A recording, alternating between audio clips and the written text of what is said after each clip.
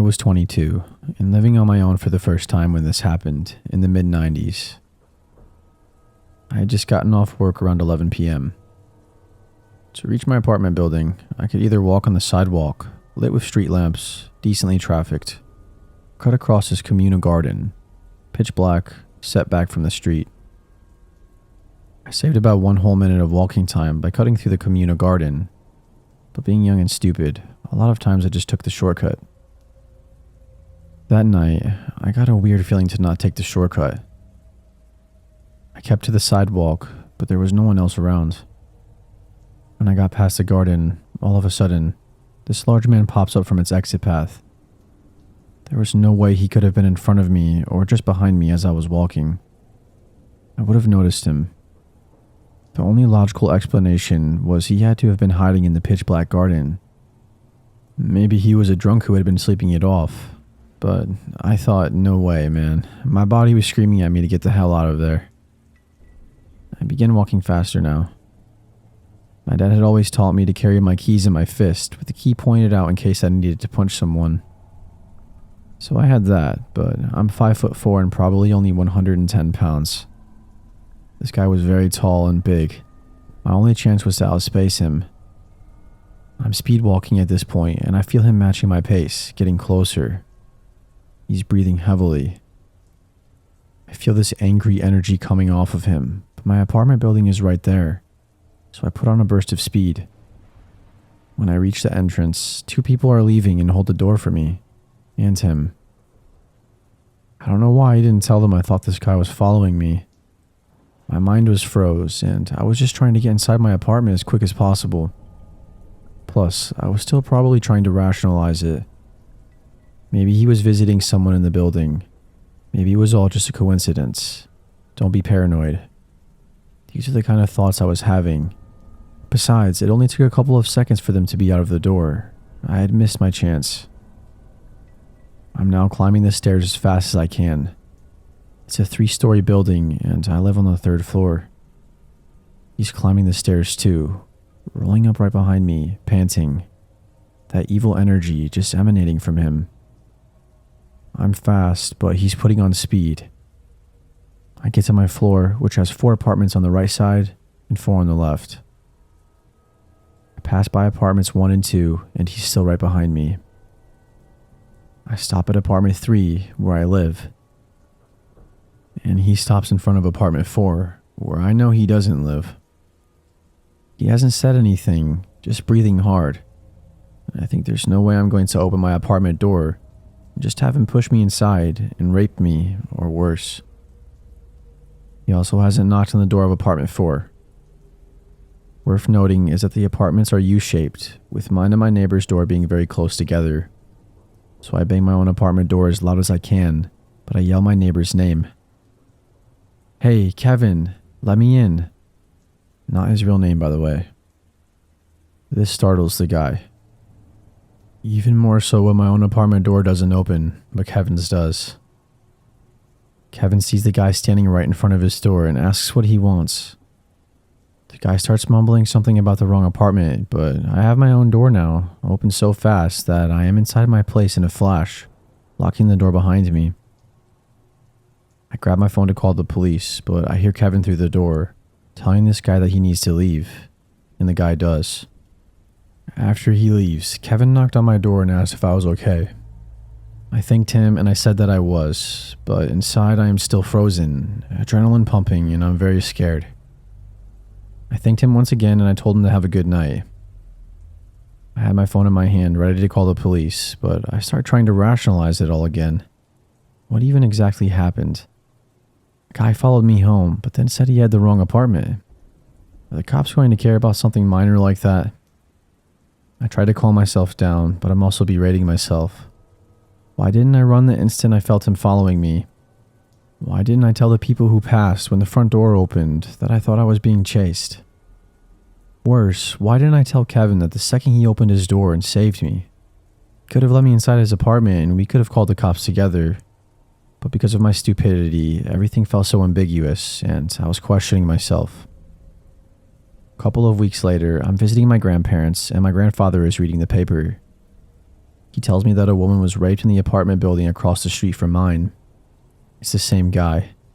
He had multiple convictions for sexual assault and had recently been released on parole.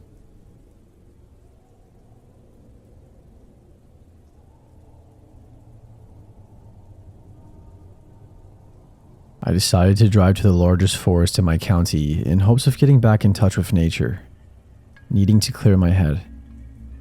I asked the local forestry office for the best place for a quick walk off of the main trails, and I was directed to this picturesque spot a little ways down the road.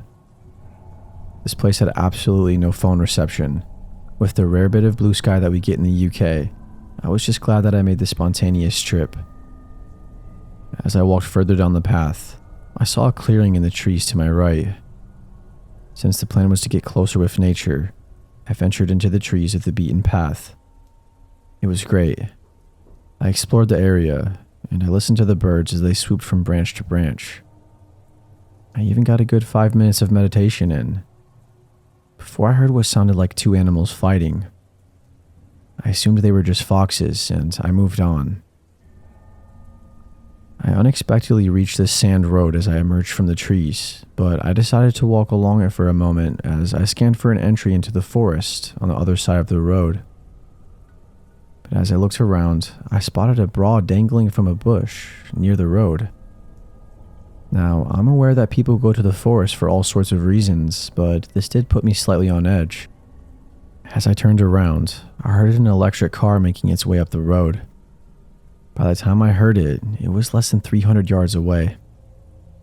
My instincts told me to hide or just avoid being seen, but there was no time, so I simply gave a polite nod as he passed and made my way in the opposite direction. He parks up behind me, just out of my view. I began to make my way off of the road, intending to go explore further, but when I saw the car, for a moment, doing a 180 turn, then parking again, something told me to turn around and go back the way I came. As I made my way back onto the road, I spotted this man in a white t-shirt behind the bush the bra was hanging from.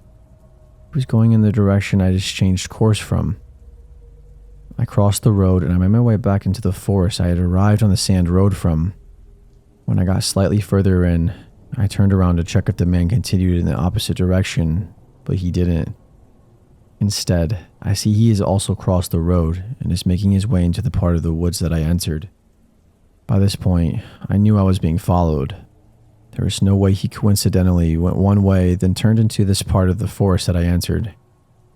But I kept my pace brisk, rather than running. My physical health can go south quickly because my knees are brittle and my ankles are weak, so rushing could cost me, especially since I still had to reach my car and drive away. As I traveled further, he was following. I was cursing my luck as I made my way to the end of that section of the forest, just before the path that was after a large patch of grass and shrubbery. But as I looked back, I couldn't see him. I stopped for longer than I should have, scanning the trees and listening intently, but I hear nothing and I see nothing. I make my way back onto the path with some relief, and I turn one last time to check the tree line. When I see he's not there, I begin considering I was overthinking the whole situation. But just as these thoughts cross my mind, I see the man emerge from the opposite side from where he was previously, at the edge of the tree line. He just stared at me. I wasn't going to take any more chances, so I made my way down the path and back to my car, making sure to get out of there as quickly as possible, as I knew he would have to head down the same tight country road. I reported the man to the forestry office, but there wasn't much they could do, so that was it. When I paused at the tree line when I couldn't see him, for him to have emerged from where he did when I had made it back to the path, he had to have approached me from another angle, an angle that I clearly wasn't checking. But I'm glad I never went further into the forest. I'm glad I followed my instincts. Otherwise, the only way back would have been through him, and God knows what his intentions were.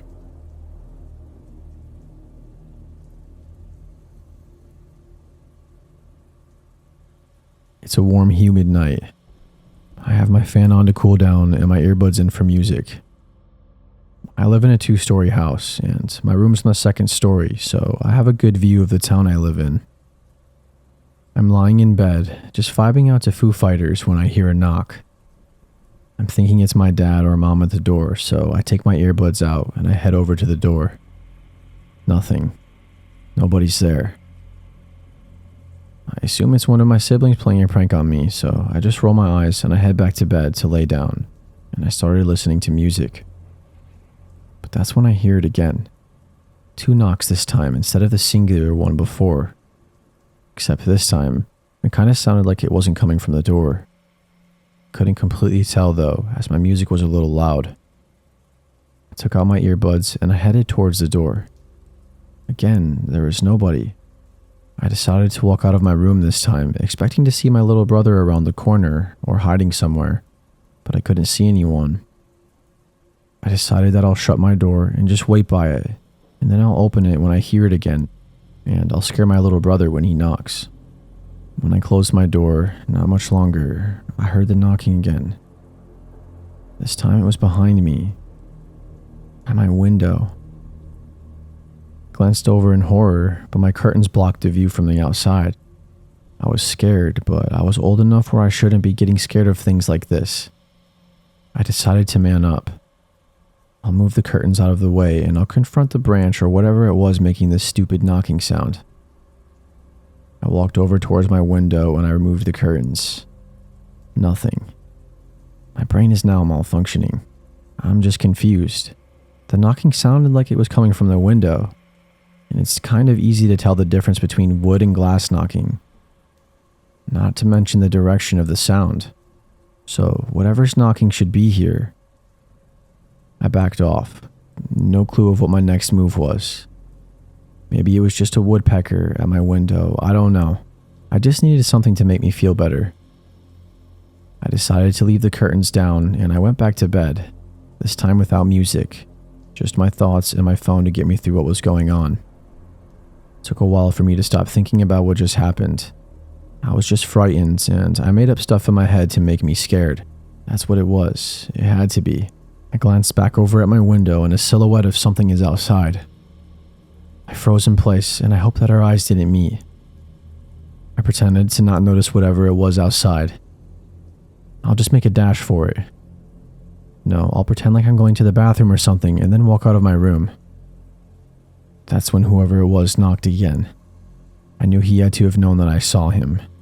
Why else would he knock right when I looked over? I'm absolutely fucked right now. I look over right as I stand up and I see his glaze. The street light outside is on as well, and whoever it was is closer now. I can make out their devilish grin and his pale appearance.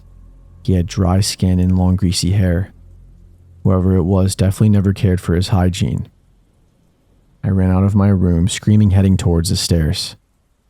I just hoped to God that my parents weren't working their night shift, and just in case they were, I called the cops and I hid. But I had to get my little brother before anything though, to make sure he was safe and to hide him. I heard nothing coming from my parents' room. A quick glance outside the front window of the house, and the cars are both gone. So I headed to my brother's room, reaching for my phone to call 911 at the same time. Didn't have my phone on me though. In the heat of the moment, I forgot it. I had to make a decision. Go to my brother's room and try to hide him before that man may try to break in, or grab my phone so we have a chance of escaping. Head back up to the stairs ready to fight if I had to. When I got to my room, I noticed my window was wide open. I grabbed my phone and I walked down the stairs again, towards my brother's room. 911 had already dialed to my phone. I opened the door and my brother was gone. It's been 4 years since that night and he's been missing ever since. I don't know how he snuck in and how I didn't notice. But it's the worst thing that's ever happened to me. I'm still not sure how the man kidnapped my brother without me being there to intervene. The only possible way he could have is within the short amount of time that I went to the living room to look out our front window and realize my parents' cars were gone. Everything happened so fast, and it's hard to remember. It feels like a blur. My family and I have replayed this situation in our heads over and over and over, but nothing seems to make sense. I just want my brother back.